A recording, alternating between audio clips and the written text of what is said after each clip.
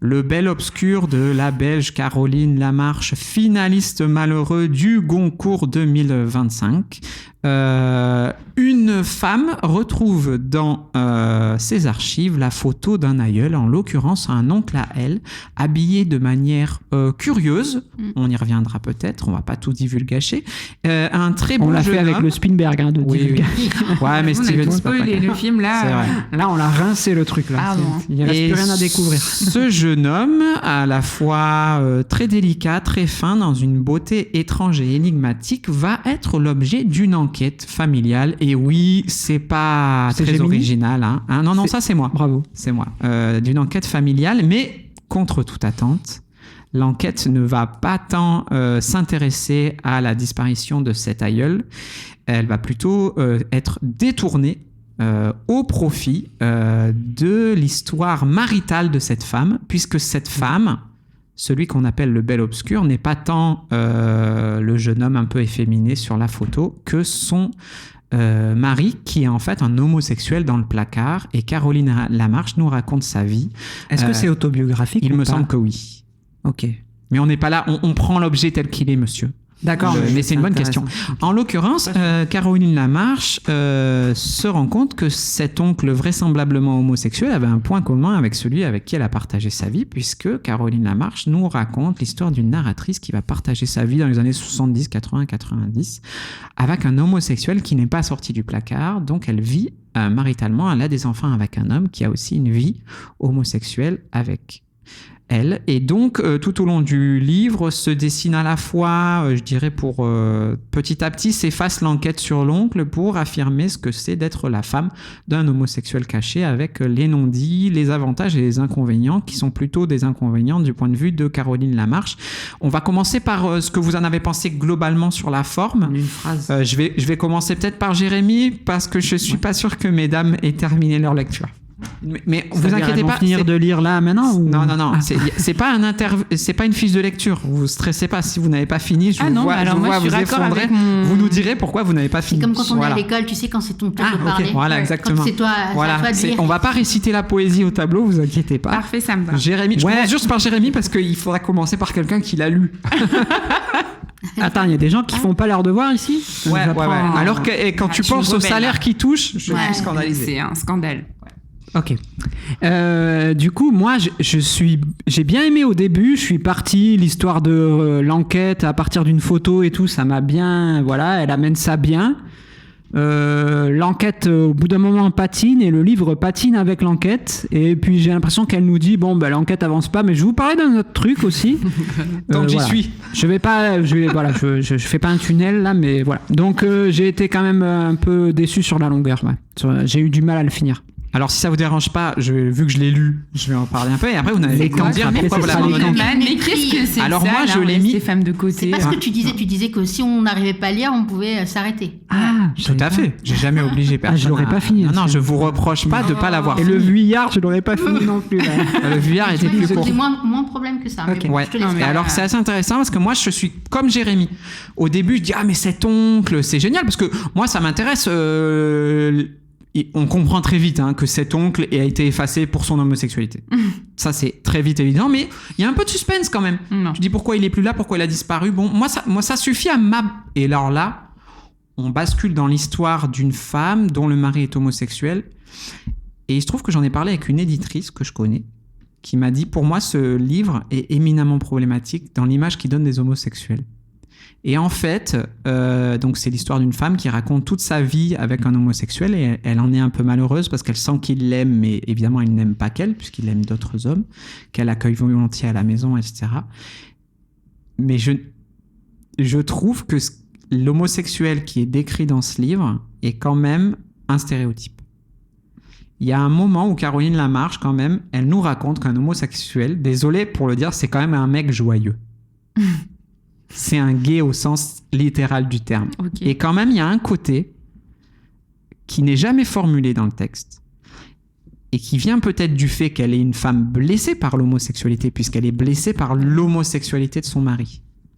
Il y a deux choses qui je trouve un peu risibles. je ne peux pas m'en empêcher, c'est que quand même, si vous lisez, si vous connaissez pas d'homosexuels et que vous lisez le livre de Caroline Lamarche, les homosexuels sont des gens qui vivent entre hommes de manière extrêmement libertine. Dans son livre, il n'y a pas de couple homosexuel. Hein. La fidélité est purement hétérosexuelle chez Caroline Lamarche et la frivolité est purement homosexuelle. Et c'est quand même des gens joyeux qui font la fête. Ok. C'est un peu Gérard dans Les filles d'à côté, l'homosexualité. Et moi, ça me pose un problème. Désolé pour la ref. Ouais. Mais en gros, c'est pas un ressort comique, mais ils sont à la maison, ils amènent de la joie. Tu vois ce que je veux dire? Et ça, Caroline Lamarche a pas loin de 70-80 ans. On revient à la question de Michael Jackson, le problème de l'époque. J'ai envie de dire, Caro, évidemment, ça aurait pu être un livre intéressant. Moi, je trouve ça hyper intéressant. Sur l'époque où l'homosexuel n'a pas d'autre choix que de rester dans le placard, comment on gère ça? Il y a eu des moments un peu gênants. Et elle a carrément un moment où elle dit que dans le sigle LGBTQIA+, les grandes oubliées sont les femmes d'homosexuels. Tiré par les cheveux. Ah non, mais moi, ça traduit une rage certaine. Hein. Là, un moment... Il y a un ressentiment chez elle. Ah. Ouais, et puis surtout, je pense qu'il y a un ressentiment. Tu vois ce que je veux dire? En fait, tous les homosexuels ne sont pas ton mari dans le placard. Tu vois ce que c'est pour ça que je demandais si c'était autobiographique ou pas, d'ailleurs, parce que ça m'intéresse de savoir. Est-ce que c'est un truc qu'elle a brodé, ou est-ce qu'elle, finalement, elle a été délaissée vraiment par son mari et qu'elle a pu en tirer une certaine... Amertume. Je sais pas, c'est une bonne question, mais encore une fois, ça m'a semblé tellement vraisemblable, tellement habité affectivement que voilà. Alors, qu'est-ce qui fait qu'on vous a perdu, mesdames, dans ce livre? Alors, moi, je vais pas faire je suis un peu mauvaise élève, je suis désolée. Je l'ai pas lu au bon moment, je pense que j'étais en fin d'année, j'avais trop de choses, donc les 20 premières pages, j'ai essayé, j'ai pas réussi, j'ai laissé, je suis revenue dessus, j'ai pas réussi à lire, donc je suis désolée. Et c'est plus le style qui t'a arrêté, c'est quoi? Vraiment, tu t'es ennuyé? C'est les descriptions qui n'avaient pas d'intérêt, en fait. Dès le début, vous vous rappelez sur les plantes, etc. Vous vous rappelez du début? C'est vrai qu'elle... Et en fait, il y avait rien derrière, il y avait pas de souvenirs, et en fait, moi, dès que c'est un peu vide, en fait, tu peux me perdre très vite. Je suis d'accord avec toi que les enjeux du livre sont pas trop investis. Le sujet m'intéressait, hein. Franchement, ça aurait été... Et je pense que... Et j'ai même essayé de le faire en livre audio. C'est vous dire. Moi aussi. Pardon, désolée. Où on découvre que le livre audio était un moment où je déteste ce livre, je vais le finir en audio, quoi. Alors moi, c'est comme toi. Quand j'y arrive pas, ça va être le moment où je le mets en audio parce que je me dis, faut voir si ça va démarrer, quoi. Et rien. Et en fait, alors, je m'en veux un peu parce que j'aurais dû peut-être un peu plus... mais bon, avec ce que tu dis, je me dis, j'ai pas raté quelque chose de fou sur cette thématique-là qui peut être intéressante. Et en fait, c'est bizarre que elle est restée mariée tout le temps, jusqu'à la fin. Oui. Alors que... oui ou non? Je m'en foutais tellement que j'en pouvais plus à la fin. Il me semble que oui, mais c'est juste qu'à un moment du film, et ça vient... du livre, pardon. Et ça vient très tard dans le livre. Ça vient très tard dans le livre. Et en fait, elle se dit qu'en fait, elle pourrait avoir une vie amoureuse de son côté, puisque son mari s'en prive pas. Donc, elle met beaucoup de temps à enclencher ce truc-là, et ça marche pas très bien parce qu'elle a eu des occasions qu'elle a refusées avant. Elle a des scrupules, elle s'implique pas trop dedans, et du coup, ça mène à rien. C'est bizarre parce que les années 80-90, c'est ça? Enfin, l'homosexualité, c'est plus quelque chose qui est hors la loi. Enfin, je veux dire, je comprends. Non, moi, j'ai l'impression qu'elle souffre plus de ce fait que son mari et que son couple, ça devient... Parce qu'en fait, il n'est pas dans le placard, son mari. Hein, il est là. Non, ils reçoivent des amis, ils font des grandes fêtes. À la maison, oui, mais dans la vie publique et professionnelle, il a du coup une femme et des enfants à présenter. Voilà. Mais en fait, et du coup, ce couple va devenir très rapidement une curiosité. Et il me semble que dans le livre, elle dit à des moments qu'il y a des gens qui disent bah là là, t'as de la chance d'avoir un mari comme ça parce que vous êtes un couple tellement original et c'est tellement fun et c'est tellement machin. Et que du coup, en fait, elle a envie de dire non, c'est pas fun du tout parce que moi, il me délaisse, on reçoit toujours ses amants. Enfin voilà. Du coup, je sais plus, ça y est, j'ai perdu. Non, mais là où je suis d'accord avec toi, c'est qu'il y a un truc que, en fait, le vrai problème du livre, et ça c'est jamais dit, le vrai problème du livre n'est pas l'homosexualité de son mari. Le vrai problème pour elle, c'est l'infidélité de son mari. Oui, voilà. Donc, il aurait dû avoir un deal. Qu'il aille voir des hommes ou des femmes. Exactement. Mal, je trouve. Exactement. Voilà. Et donc, du coup, on ne sait pas Et c'est jamais dit dans le livre. Elle se plaint d'être délaissée. Voilà, c'est Et en plutôt même ça. temps, elle en profite pour nous faire une sorte de description de l'homosexualité. Mais en fait, elle met sur le dos. En fait, elle tolère l'infidélité de son mari. Ça ne regarde qu'elle. Pourquoi pas, tout en s'en plaignant. Parce qu'elle en souffre. Mais elle la tolère à cause de son homosexualité. Si son mari allait voir des femmes, tu vois, il y a une sorte de voilà.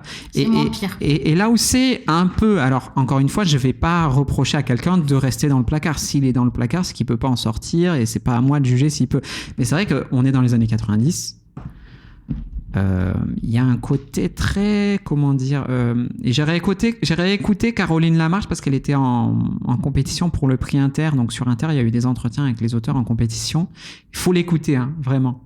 Okay. Il faut écouter cette femme expliquer son livre, parce que il y a un... Vas-y, dis, c'est pas grave. Hein. Non, mais j'ai eu un débat avec des amis que je salue, mais on parlait justement de est-ce que la cage aux folles c'est drôle ou c'est homophobe. Et parmi des amis, ils me disent moi j'adore ce film, il est très drôle, il est objectivement drôle. Et en même temps, il véhicule une version extrêmement stéréotypée de l'homosexualité, mais il y a un vrai ressort comique.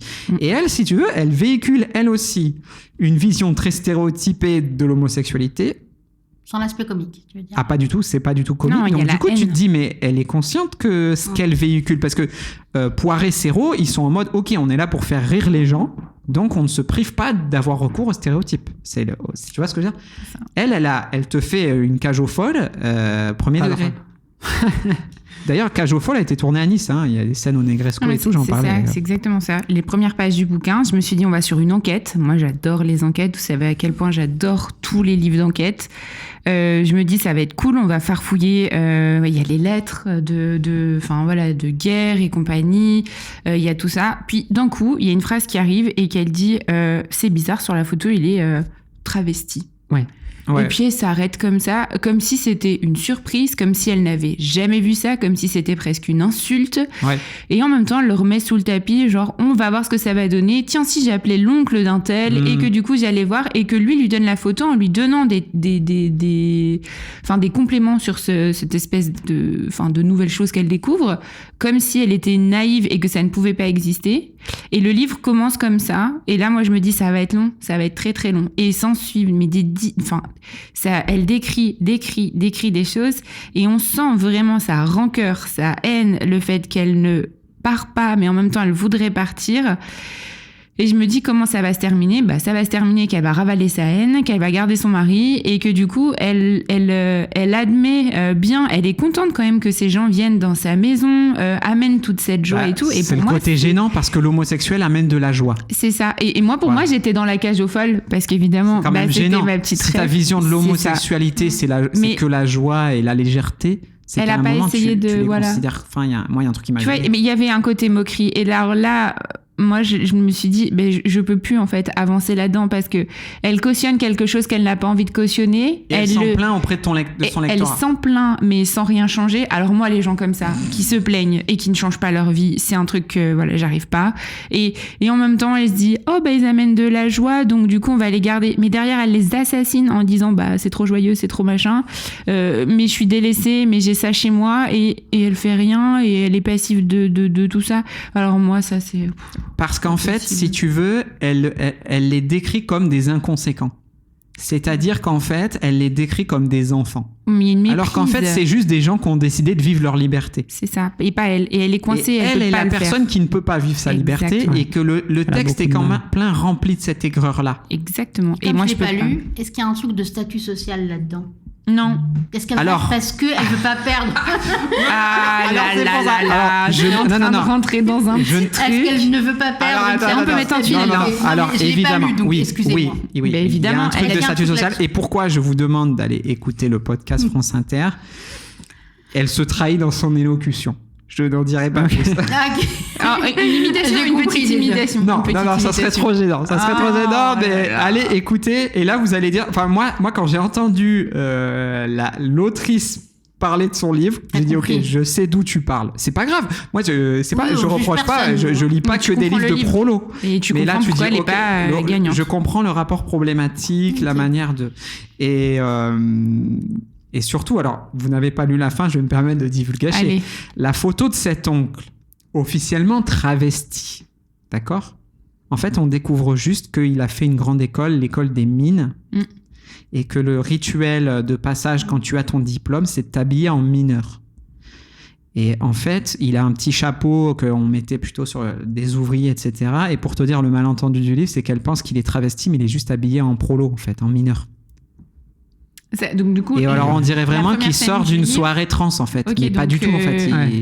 Mais elle mélange travestissement et homosexualité. Ouais, alors elle ne le fait pas dire à son personnage. Le mot travesti, il est dit par quelqu'un au téléphone. Oui, il lui dit oui, j'ai une photo de ton oncle. Oui, Attends, ça, il faut que je la retrouve, mais je te préviens, il est travesti dessus. Alors que c'est aussi. Il dit pas déguisé, il dit travesti. Et au sens premier, le travestissement, c'est le déguisement. Ouais, c'est pas c'est forcément d'accord. Mais dans le livre sur l'homosexualité, quand il dit travesti, tu dis mais il s'est déguisé en femme. Du coup, il avait peut-être une photo cachée qu'il pouvait montrer à personne parce qu'évidemment, il pouvait pas parler de son homosexualité à tout le monde. Et à la fin du livre, tu découvres qu'en fait, il est pas perdu. C'est la photo travesti de promo, donc, en madame. C'est plutôt une photo qu'on exhibe. Photo de fin promo pour fêter Ouais. la fin du truc de l'école des mines. On habillait les diplômés en mineurs. Et en fait, oui. Ouais, juste un truc, c'est que en fait, moi, ce qui m'a gêné, c'est qu'elle va faire le parallèle. En fait, cet oncle, on sait très peu de choses sur lui. On sait qu'il est parti à l'école, il est pas trop revenu à la maison, il a coupé les ponts avec sa famille. Sans doute à cause de son homosexualité, d'ailleurs. On sait pas. C'est pas si on clair. sait pas, quoi. C'est ça le truc, c'est qu'en gros, on dit ouais, il est mort tout seul dans un hôtel, il avait pas trop d'amis, il avait au moins un ami. Ah bah, il doit être homosexuel. Et au fait, je vous ai pas dit, mais mon mari, il est aussi homosexuel. Enfin, j'ai envie de dire, mais. Et d'ailleurs, moi, je pensais vraiment, quand j'ai commencé le livre et quand je le mets au programme du Bel Obscur, c'est que j'ai lu que la partie sur l'oncle. Et je me dis, putain, ça va être une enquête Exactement. Oui, passionnante sur cet homme est mort. Est-ce qu'il est mort d'avoir souffert d'homophobie ? Est-ce que... Ouais.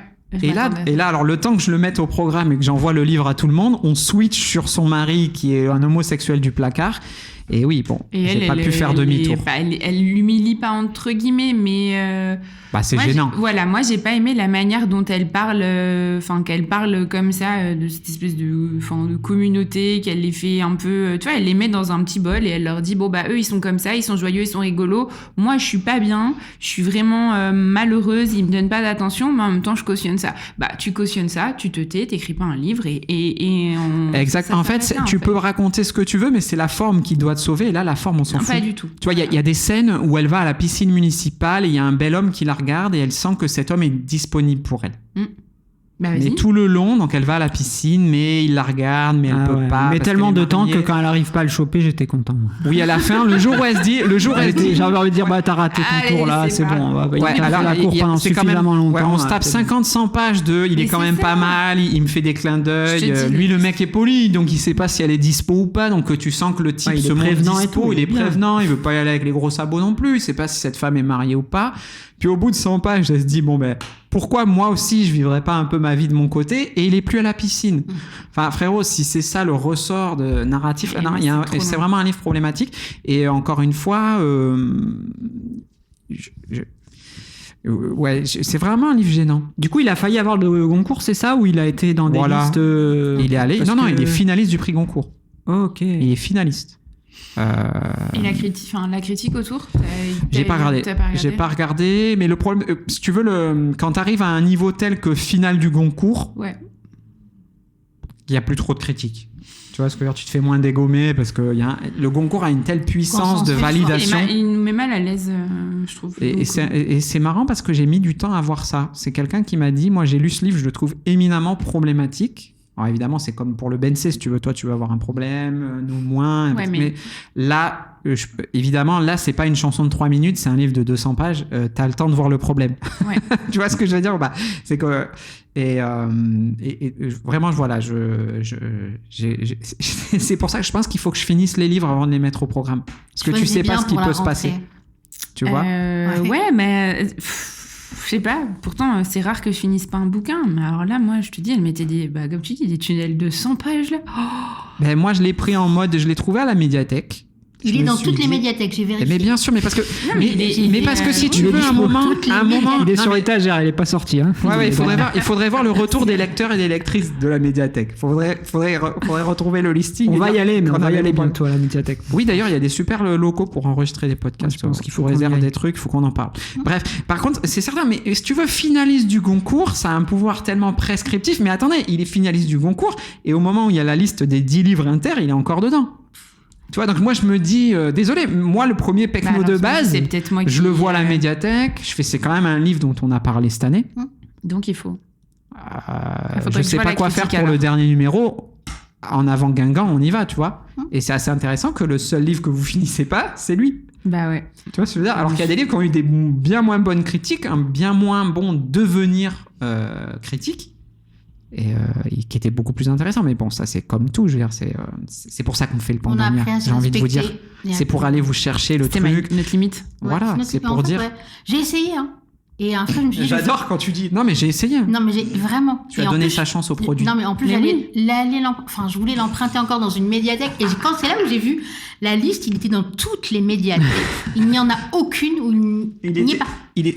Mais il est disponible, tu sais. Il est- c'est il ça. est- Ah, il est Ça, vraiment c'est dispo, qu'il quoi. est Vraiment. disponible.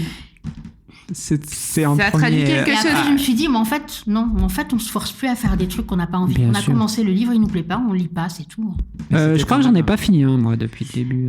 Enfin, il y en a un que j'ai pas fini, je sais plus lequel c'est. Mais on attend que tu donnes la fin.